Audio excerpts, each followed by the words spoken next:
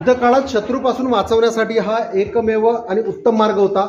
लांब आणि आडवळणाच्या भुयारी मार्ग शीघ्रतापूर्वक उंचावर जाणाऱ्या पायऱ्यांपर्यंत जातो।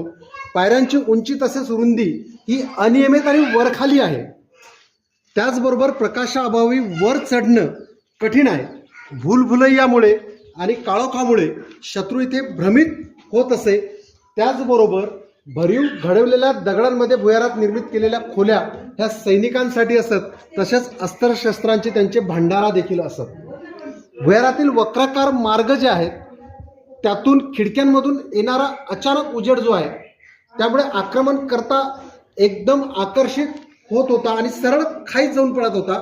काळोख मार्गात अंतरलेल्या विषारी अणुकुचीदार किडे, गरम पाणी, त्याचबरोबर वरून होणारा तेलाचा मारा यामुळे शत्रू सैन्याला नामोहरम करणं हे सहज शक्य होतं। या किल्ल्याच्या